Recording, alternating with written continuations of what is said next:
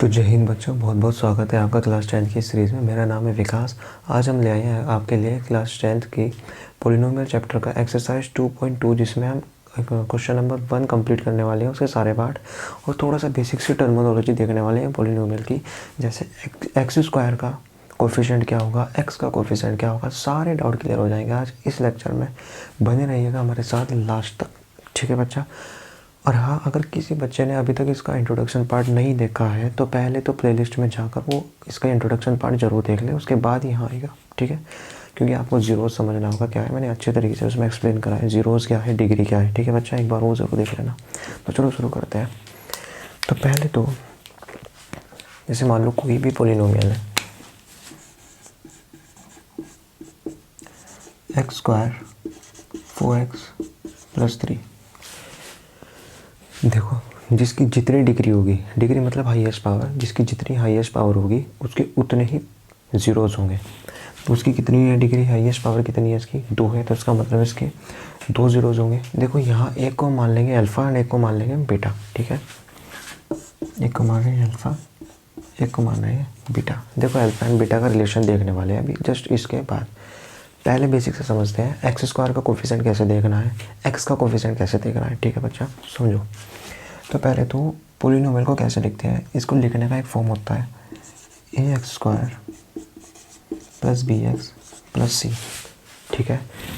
अब जो अगर मेरे को देखना है एक्स स्क्वायर का कोफिशिएंट क्या है, तो मेरे को देखना होगा एक्स स्क्वायर के साथ मल्टीप्लाई में क्या है, a।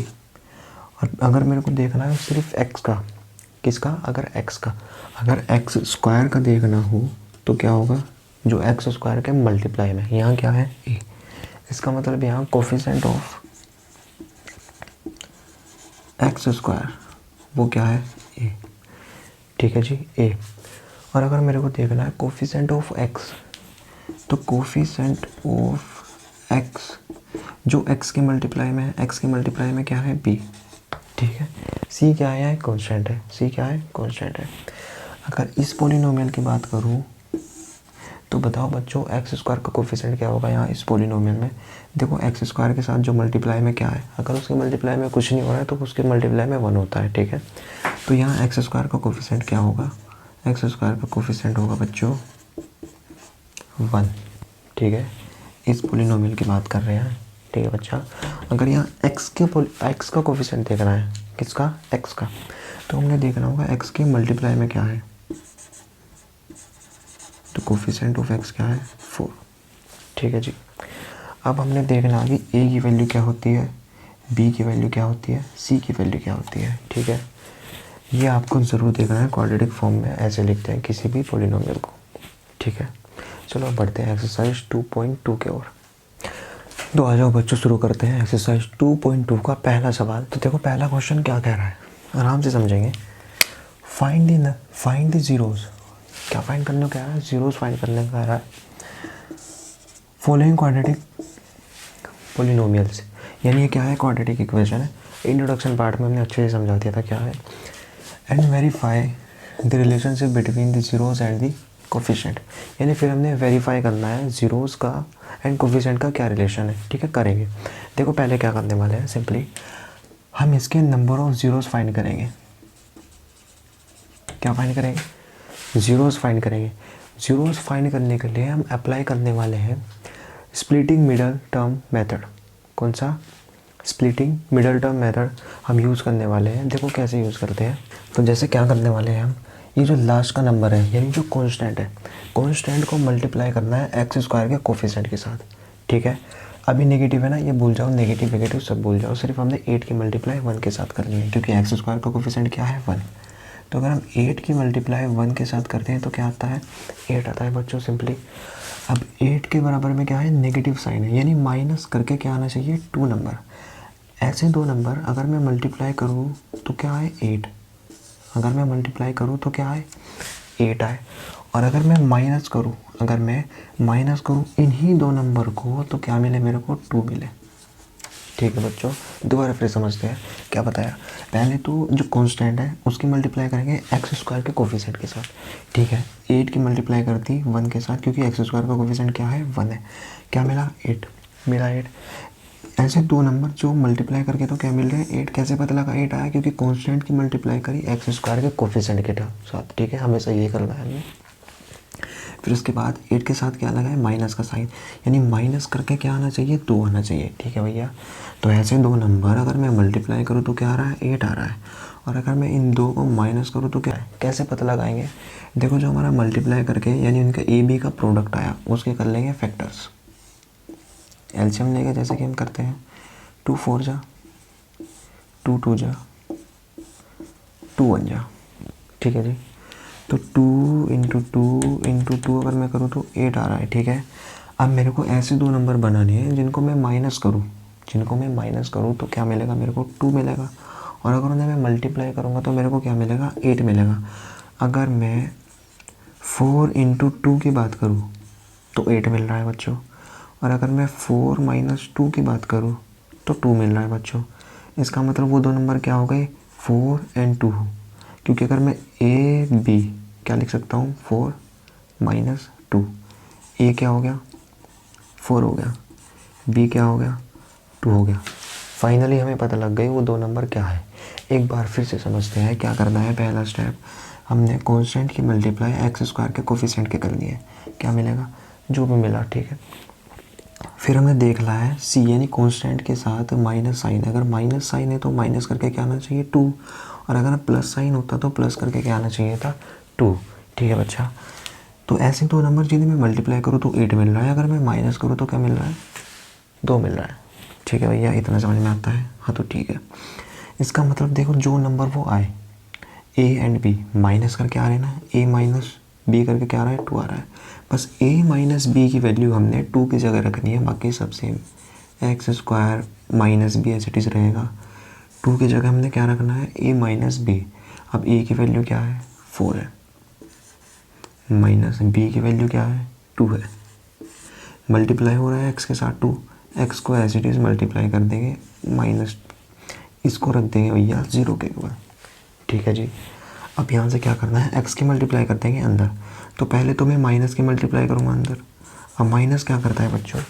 माइनस का अगर मैं ब्रैकेट में अंदर मल्टीप्लाई करता हूँ तो जो माइनस है, क्या बताया, जो माइनस है तो उसे तो कर देगा प्लस, और जो प्लस है उसे क्या कर देगा? माइनस, यानी अपोजिट, उल्टा कर रहा है, उल्टा। ठीक है, तो अगर मैं माइनस की मल्टीप्लाई, ये किस में है? प्लस में है, तो +4 को क्या कर देगा? -4 कर देगा। और माइनस है 2 तो इसको क्या कर देगा? +2 कर देगा। साथ ही अगर मैं x की मल्टीप्लाई कर दूँ, तो अब डायरेक्ट हम x की मल्टीप्लाई कर सकते हैं। तो ये क्या आ जाएगा? -4x। ये क्या आ जाएगा? -4x। एंड ये +2x -8 एज इट इज़। ठीक है जी, हमने देखना है इनमें से क्या कॉमन है, ये दो में से क्या कॉमन है। अगर मैं इन दो की बात करूँ, x कॉमन ले सकता हूँ। कॉमन लेने का मतलब है डिवाइड करना। कॉमन लेने का मतलब क्या है? डिवाइड करना। तो अगर मैं x को एक्स स्क्वायर से डिवाइड करूँ तो क्या मिलेगा? x मिलेगा। ठीक है, क्या मिलेगा? x मिलेगा। और अगर मैं -4x से डिवाइड करूँ x को तो क्या मिलेगा? -4 मिलेगा। ठीक है जी, इतना समझ में आ रहा है? ठीक, वेरी गुड। अगर मैं इन दो की बात करूँ तो मैं क्या कॉमन ले सकता हूँ? मैं यहाँ कॉमन ले सकता हूँ +2। तो यहाँ क्या बच जाएगा? x -4 = 0। ठीक है, ये आया। इसको ले चलते हैं यहाँ, तो क्या आया था ये? x -4 +2 x -4 = 0। ठीक है जी, क्या यहाँ तक समझ में आया? पहले तो इतना बताओ। नहीं आया? कहाँ से नहीं आया? यहाँ से नहीं आया। ठीक है, करते हैं, रुको।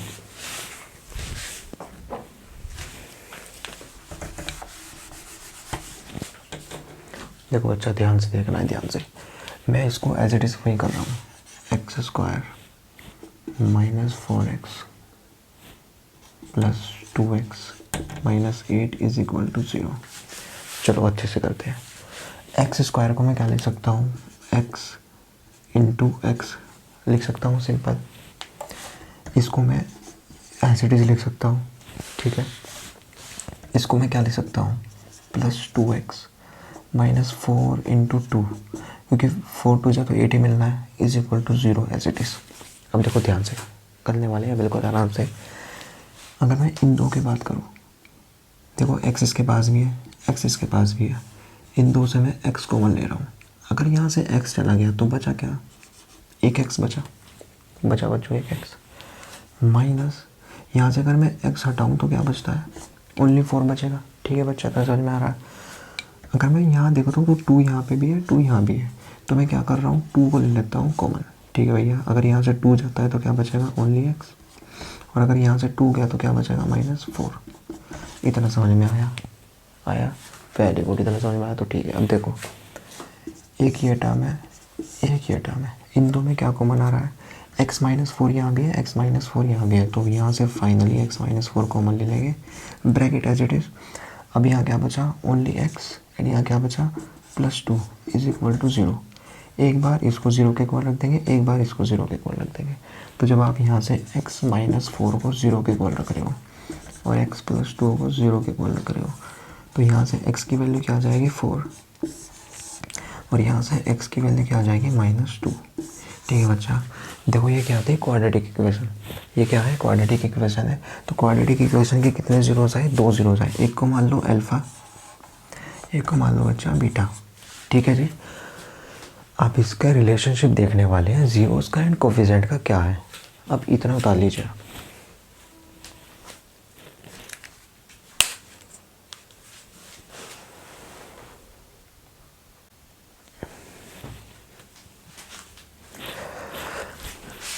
तो चलो बच्चों, जीरोस तो आ गए, अब इनको रिलेशनशिप देखते हैं क्या है। देखो जीरोस हमने क्या मान लिया, एक को अल्फा, एक को मान लिया बीटा। तो क्वेश्चन नंबर फर्स्ट के फर्स्ट पार्ट का जीरोस आए, एक तो है ये, एक है ये। ठीक है, relation between coefficient and zeros देखने वाले हैं क्या है। ठीक है बच्चा, relation between zeros and coefficient देखने वाले हैं क्या है। तो देखो क्या करना है, हमने 2 स्टेप फॉलो करने हैं। पहला स्टेप क्या है, देखो पहला स्टेप क्या है, alpha plus beta is equal to रखना है -b/a, देखने वाले हैं -b/a क्या है, सब देखने वाले हैं। अल्फा इंटू बीटा क्या करेंगे, c/a। देखो अल्फा प्लस बीटा का मतलब है जीरोस आए ना, 2 जीरो, ये अल्फा और ये बीटा, इनको प्लस करेंगे। अगर ये -b/a के इक्वल आ रहे हैं तो वेरीफाई हो जाएगा। और यहाँ भी दूसरा स्टेप क्या करेगा, मैं मल्टीप्लाई करूँ, बहुत जीरोस की मल्टीप्लाई करूँ, c/a के इक्वल आ जाए तो। अब देखते हैं ए बी सी क्या है। देखो मैंने स्टार्टिंग में तुम्हें क्या बताया था बच्चों, क्वाड्रेटिक इक्वेशन को कैसे लिख सकते हैं, ऐसे लिखते हैं ऐसे। लेकिन भैया ये तो माइनस में है, देखो इसको कैंसिल करने वाले हैं हम ऐसे, इसको लिखते हैं ऐसे, -2x, इसको क्या लिख सकता हूँ, -8। ठीक है, देखो है तो सेम ही भैया, x² प्लस माइनस क्या होता है, -2x प्लस माइनस क्या होता है, माइनस। ठीक है, तो फाइनली कुछ नहीं, हमने इसको इस फॉर्मेट में लिख दिया ताकि हमें पता लग जाए a क्या है, a क्या है जो x² का कोफिशिएंट है यानी 1, और b क्या है, -2 है, c क्या है, -8 है। इसको ऐसे लिख लो। ठीक है, समझ में आ रहा है। तो हमें पता लग गई यहाँ से a की वैल्यू क्या है, 1, b की वैल्यू क्या है, -2, एंड c की वैल्यू क्या है, -8। तो चलो बच्चों वेरीफाई करते हैं। अल्फ़ा प्लस बीटा यानी जो हमारे जीरोस आए, एक तो क्या आया अल्फ़ा यानी 4, एंड बीटा क्या आया, -2 आया। -2 को अच्छे से लिखते हैं, -2 आया इज इक्वल टू माइनस, देखो माइनस साइन लगाया तो हमने माइनस एज इट इज लगाना है। b की वैल्यू क्या है, -2/a की वैल्यू क्या है, 1। ठीक है, क्या आएगा, प्लस माइनस माइनस हो जाएगा बच्चों। देखो अपॉन में 1 है तो कोई फ़र्क नहीं पड़ने वाला, माइनस माइनस प्लस होने वाला है। ठीक है, अगर मैं 4 में से 2 को माइनस करता हूँ तो ये आता है, देखो RHS अगर इक्वल आ जाए LHS के। पहला स्टेप तो कंप्लीट हो गया, फिर हमने करना है दूसरा स्टेप, अल्फ़ा इंटू बीटा, मतलब 4 इंटू -2, सी की वैल्यू आपको बताइए -8/a की वैल्यू भी आपको पता है। ठीक है, तो अगर मैं इसकी मल्टीप्लाई के साथ करता हूँ तो ये मिलेगा यहाँ -8। लो जी, ये भी वेरीफाई होता है क्योंकि LHS इज इक्वल टू क्या है, RHS, बस। ठीक है, क्वेश्चन नंबर फर्स्ट का फर्स्ट पार्ट तो कंप्लीट, आप छाप लीजिए, तब तक के हम दूसरा करते हैं। ठीक है बच्चा, समझ में आया, पहले क्वेश्चन का पहला पार्ट समझ में आया पक्का, तो ठीक है फिर छाप लो।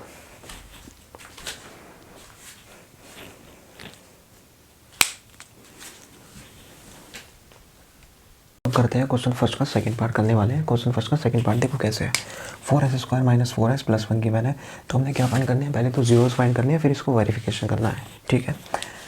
तो अगर मैं 1 की मल्टीप्लाई 4 के साथ करता हूँ, यानी कॉन्स्टेंट की मल्टीप्लाई s² के कोफिशिएंट के साथ मल्टीप्लाई करता हूँ, तो 1 × 4 मेरे को क्या मिलता है, 4 मिलता है बच्चों। और मुझे प्लस करके क्या चाहिए, प्लस करके क्या चाहिए, जो s का कोफिशिएंट है, s का कोफिशिएंट क्या है 4। मतलब कि कोई ऐसे दो नंबर अगर मैं उनकी मल्टीप्लाई कर रहा हूँ तो क्या मिल रहा है, 4 मिल रहा है। और अगर मैं उनको प्लस कर रहा हूँ, तो क्या मिल रहा है, 4 मिल रहा है। तो बताओ बच्चों ऐसे दो नंबर क्या है। अगर मैं a को 2 मान लूँ और अगर मैं b को भी 2 मान लूँ, तो फाइनली a × b क्या मिलता है, 2 × 2 that is 4 and a + b 2 + 2 b 4 मिल रहा है। ठीक है बच्चों, इतना समझ में आ रहा है। इसका मतलब a की वैल्यू क्या है 2 एंड b की वैल्यू क्या है ऑल्सो 2, क्योंकि अगर मैं इनको मल्टीप्लाई करता हूँ तो भी 4 मिलता है और अगर मैं इनको प्लस करता हूँ तो भी 4 मिलता है। ठीक है, मैं समझ में आ गया।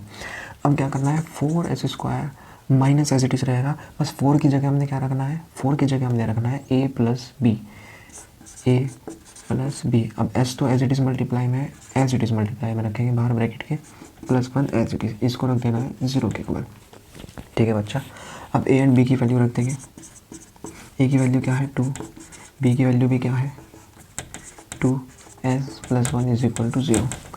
s की मल्टीप्लाई, पहले तो माइनस की मल्टीप्लाई, अगर मैं माइनस की भी और s की भी डायरेक्ट दोनों की एक साथ मल्टीप्लाई कर रहा हूँ भैया, देखो कैसे, 4s², अगर मैं माइनस की मल्टीप्लाई 2 के साथ करूँगा तो ये प्लस के बाद क्या हो जाएगा -2, और 2 की मल्टीप्लाई अगर s के साथ करूँ तो क्या आएगा -2s, माइनस की मल्टीप्लाई प्लस के साथ करूँगा तो क्या आएगा माइनस प्लस माइनस मिलने वाला है -2, और 2 की मल्टीप्लाई s के साथ करता हूँ तो 2s + 1 एज इट इज़ = 0। इन दो में से क्या कॉमन है बच्चों, तो 2 यहाँ से कॉमन आ जाएगा, यहाँ से भी कॉमन आ जाएगा। ठीक है बच्चा, एक तो समझ में आया, 2 कॉमन आ रहा है और यहाँ से s² है, यहाँ s है, इसका मतलब s भी कॉमन आ सकता है। अगर मैं 2s को यहाँ से कॉमन लिया तो यहाँ क्या बचा 2s और यहाँ क्या बचा -1। ठीक है बच्चा, क्या यहाँ से कुछ कॉमन है, नहीं कुछ कॉमन नहीं है। देखो अगर यहाँ कुछ भी कॉमन नहीं है तो बाहर सिर्फ हम 1 कॉमन लेने वाले हैं। अगर मैं -1 कॉमन लिखता हूँ, अब जो अंदर जो माइनस है वो क्या हो जाएगा प्लस, और जो प्लस है वो क्या हो जाएगा माइनस, तो ये -2s है जो क्या हो जाएगा +2s हो जाएगा, एंड +1 क्या हो जाएगा -1 हो जाएगा = 0। ये टर्म और ये टर्म, इसमें से ये कॉमन आता है, 2s - 1 2s - 1 कॉमन हो जाएगा, इसको ले चलते हैं यहाँ, तो 2s - 1 कॉमन आ गया। अगर मैं यहाँ से 2s - 1 कॉमन ले रहा हूँ तो अंदर क्या बचेगा, सिर्फ 2s बच जाएगा बच्चों, 2s एज इट इज़। ठीक है, अगर मैं यहाँ से 2s - 1 कॉमन ले लूँगा तो क्या बचेगा -1, तो -1 यहाँ = 0। तो 2s - 1, एक बार इसको 0 के इक्वल रख देंगे, एक बार इसको 0 के इक्वल रख देंगे, तो फाइनली क्या मिलने वाला है यहाँ से s = 1/2, s = 1/2। देखो इसको मान लेंगे अल्फ़ा, इसको मान लेंगे बीटा, कोई कंफ्यूजन नहीं है, अगर सेम आई तो s की वैल्यू कोई दिक्कत नहीं है, हमने एक को अल्फ़ा मान लेना है, एक को बीटा मान लेना है। ठीक है बच्चों, इतना उतार लो।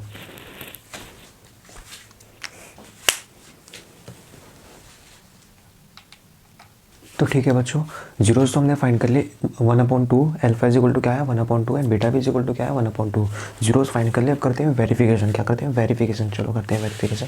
देखो वेरिफिकेशन करने के लिए 2 स्टेप है, पहला स्टेप ये, दूसरा स्टेप है। तो ठीक है वेरिफिकेशन कर रहे हैं, पहले तो हम फाइंड कर लेते हैं a की वैल्यू, b की वैल्यू, c की वैल्यू। इस इक्वेशन को ax² + bx + c से मैं कंपेरिजन कर लूँगा, यहाँ से फाइंड कर लूँगा a की एंड b की वैल्यू, तो यहाँ से मिल गई a b c की वैल्यू। अब डायरेक्ट हमने अल्फा की वैल्यू क्या है 1/2, बीटा की वैल्यू क्या है 1/2, माइनस बी की value as it is, values रख देंगे बी की, देखो बी की माइनस तो as it is, and B की वैल्यू क्या है -4/a की वैल्यू 4। अब हमने फाइंड करा, देखो 2 से 2 कैंसिल आउट एंड 4 से 4, LHS = RHS आ गया।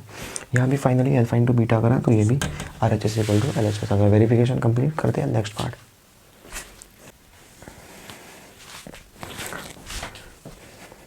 तो चलो बच्चों शुरू करते हैं अब थर्ड पार्ट। देखो थर्ड पार्ट में क्या है, पहले तो उसको मैं सही तरीके से लिख रहा हूँ, 6x² - 7x - 3 = 0।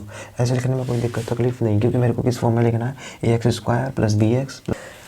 अब क्या करना है, इसके जीरोस फाइंड करने हैं, तो पहले क्या करेंगे 3 की मल्टीप्लाई 6 के साथ, तो क्या आता है 18, a × b करके क्या आना चाहिए 18, और माइनस करके क्या आना चाहिए 7, a - b करके क्या आना चाहिए 7। तो बताओ बच्चों वो दो नंबर क्या हो सकते हैं, देखो कैसे पता करेंगे, हम ना 18 के फैक्टर लेने वाले हैं, 3 6 जा 3 2 जा आया बच्चों।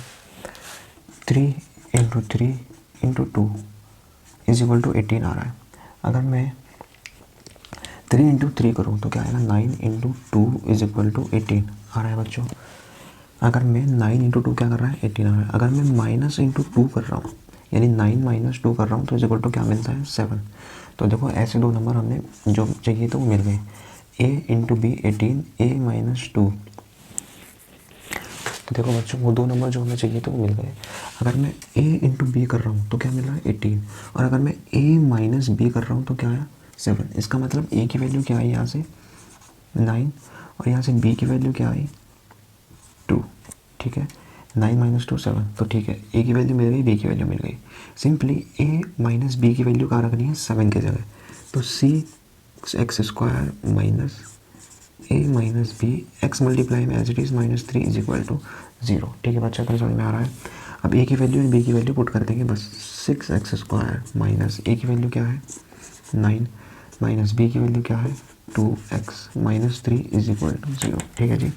अब माइनस एक्स मान लो, माइनस की मल्टीप्लाई अंदर करेंगे, साथ में एक्स की मल्टीप्लाई भी अंदर ब्रैकेट में करने वाले हैं।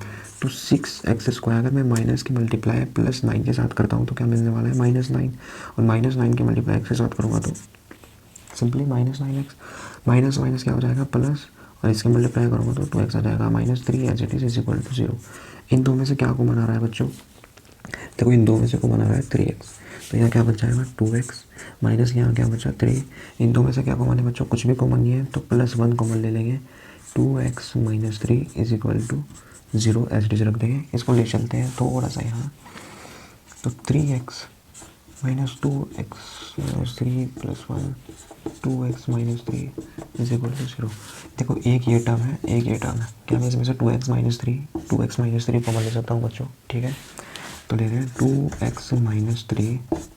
तो यहाँ क्या बच जाएगा, 3x प्लस यहाँ क्या बच जाएगा 1 इज इक्वल टू 0। एक बार इसको 0 के इक्वल रख देंगे, एक बार इसको 0 के इक्वल रख देंगे। अगर मैं इसको 0 के इक्वल रखता हूँ तो क्या मिलेगा, 3/2। और अगर मैं इसको 0 के इक्वल रखता हूँ तो क्या मिलेगा, ये मिलेगा। ठीक है, इसको मान लेंगे अल्फ़ा, इसको मान लेंगे बीटा। ठीक है बच्चों,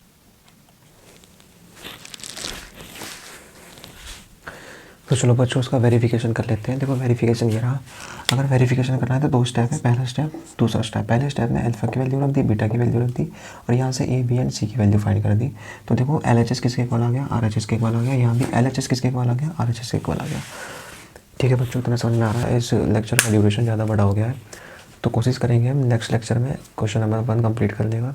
तब तक के लिए आपके लिए होमवर्क है, आप ट्राई ज़रूर करना। फिर इसके बाद हम जल्दी नेक्स्ट लेक्चर लेके आएंगे आपके लिए। और हाँ, जिस बच्चों ने इंट्रोडक्शन पार्ट एंड एक्सरसाइज 2.1 नहीं देखी है तो एक बार ही ज़रूर देख लेना बच्चों। ठीक है, तब तक के लिए बाय बाय।